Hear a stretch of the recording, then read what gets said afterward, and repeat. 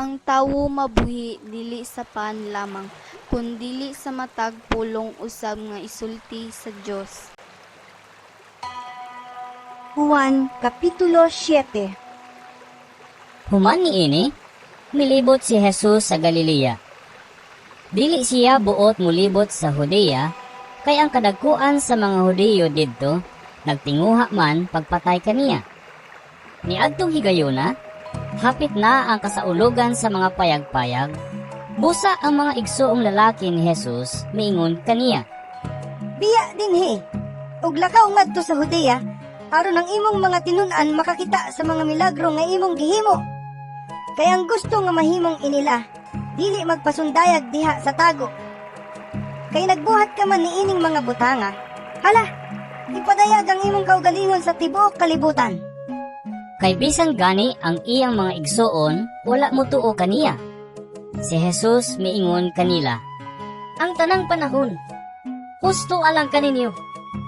Apan ang hustong panahon, wala pa moabot alang kanako. Ang kalibutan, dili makadumot kaninyo. Apan nagdumot kini kanako, kay kanunay man akong nagsaway sa daotang binuhatan niini. Padayon kamo ngadto sa kasaulugan. Dili ako moadto, kay wala pa moabot ang hustong panahon alang kanako. Iya kining gisulti kanila, og mipabilin usa siya sa Galilea. Sanang lakaw na ang iyang mga igsoon ngadto sa kasaulugan, si Jesus miadto usab, apan wala siya magpasaya-saya. Ang kadagkuan sa mga Hudiyo nangita kaniya didto sa kasaulugan. Nangutana sila, hain man siya? Ug diha sa pundok sa mga tao, daghan ang naghunghungay mahitungod kaniya. Ang uban miingon, Maayo siyang tao. ang uban usab miingon, dili ka na tinuod, iya hinuong gilimbungan ang mga tao.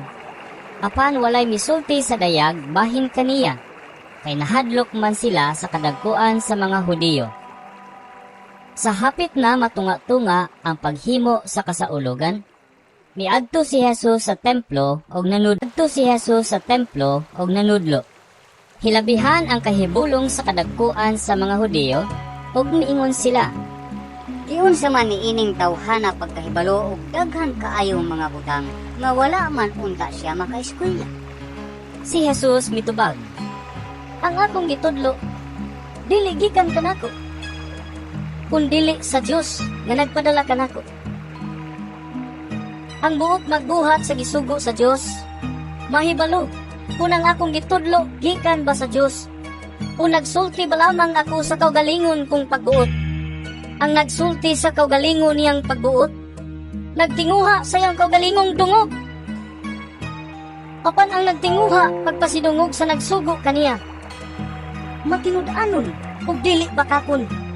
Dili ba naghatag man si Moises kaninyo sa balaod? Apan walay usa kaninyo nga nagtuman niini. Nganong nagtinguha man kamo sa pagpatay kanako? Ang mga tao nanubag, Giwaan ka! Kay kinsa ba'y nagtinguha pagpatay kanimo? si Jesus mitubag, usa lamang ka milagro ang akong gihimo, ug natingala na kamong tanan. Manuli kamo bisan sa adlawng igpapahulay, sumala sa gisugo ni Moises kaninyo. Bisan tuod og dili si Moises ang nag-una niini, kundili ang inyong mga katigulangan. Kung nanuli kamo bisan sa adlawng igpapahulay aron pagtuman sa balaod ni Moises, nganong nasuko man kamo kanako sa akong pag-ayo sa usa ka tawo sa adlaw igpapahulay? Ayaw na kamo paghukom pinasikad sa inyong makita, kundili pinasubay sa hustong sukdanan. Pipila sa mga tao sa Jerusalem miingon, Dili ba mao kini siya ang buot nilang patyon? Tanawa, nagsulti siya atubangan sa kadaghanan. Apan walay nagsulti bisag unsa bato kaniya. Tungod ba kaha kay nasayod ang mga pangulo nga siya ang Mesiyas? Apan inigabot sa Mesiyas, walay masayod kung tagadiin siya. Apan kitang tanan nasayod tagadiin kining tawhana. Samtang nagtudlo si Jesus sulod sa templo, sa kusog na tingog, miingon siya, Nakaila ba gayud kamo kanako? Ug nasayod ba kamo kung tagadiin ako? Wala ako moanhi sa akong kaugaling. Nasayod ba kamo kung tagadiin ako? Wala ako moanhi sa akong kaugalingong pagbuot. Ang nagpadala kanako, matuod. Wala kamo makaila kaniya. Apan ako nakaila, kay gikan man ako kaniya. Ug siya man ang nagpadala kanako. Unya misulay sila sa pagdakop kaniya. Apan walay nakahimo niini, kay wala pa man moabot ang iyang panahon.